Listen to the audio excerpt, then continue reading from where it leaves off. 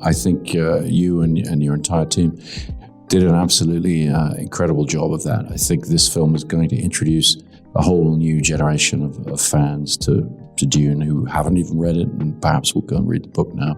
I think it's an extraordinary piece of work, and I've had the luxury of seeing it a couple of times now, and each time I watch it, I discover new things, new details to the world, and I think the way in which it's made is absolutely, for the big screen, it's a real pleasure, it's a real gift to film fans everywhere. So, my first inkling of anything to do with this project is you and I had dinner some years ago with a couple of producers. It was after Arrival. And somebody said, oh, Legendary's just acquired the rights to Dune. Somebody said, well, what's going on with that? And you said, well, nobody's doing anything with that. And two things were immediately apparent to me. One is you should never be a professional poker player. And the other is, soon enough, I'm going to be sitting there watching your version of this incredible book. It's a book that stayed with me for 40 years, and I kept getting back to it.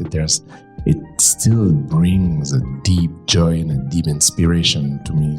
But I would say I considered working on the book since maybe 7 or 8 years, that I started to say, okay, where are the rights? How come after the Lynch movie, which, with all respect to the master, I loved some aspect of it, but there's when he deviated from the book. So I kept for years wondering who will do another adaptation. I was waiting for an adaptation. I was waiting, and then I get tired. I said, okay, I'm going to do it. And at what point was your decision to do just the first half of the book? Right at the beginning. It's something that I proposed to the studio right away, because I was feeling that to try to put that story into one movie it will be a mistake. And they didn't. It was not a discussion. They agreed spontaneously. They said the only thing where we started to talk was that I wanted to make both movies in the same time. And that felt too expensive.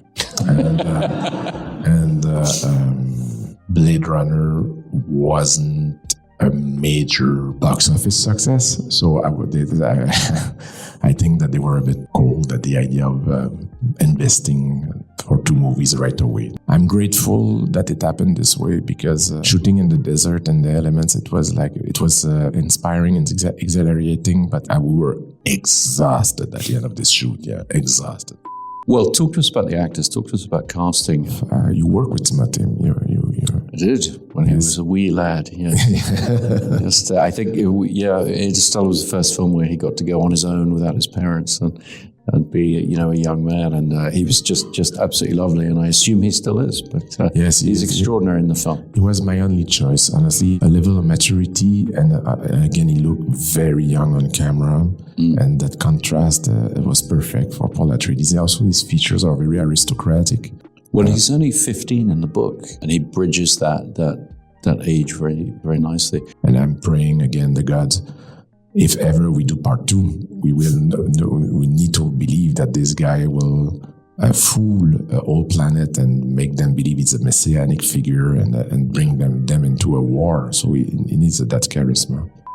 Baron Harkonnen, just about Stellan Skarsgård. I mean, it's an extraordinary look. I wanted to do as much as possible on camera. When I asked Stellan, who was my first choice, I asked, I would love you to play the Baron. And he said, how do you want to do it? And I said, practically, I want to create a prosthetic suit. And he said, okay, I'm in. Because he would have refused if I had done it virtually. He loved the idea to be able to portrait himself. He didn't want to do something me neither. So we agree on that. Then that's why every morning, the 8 hours of makeup, he never complained.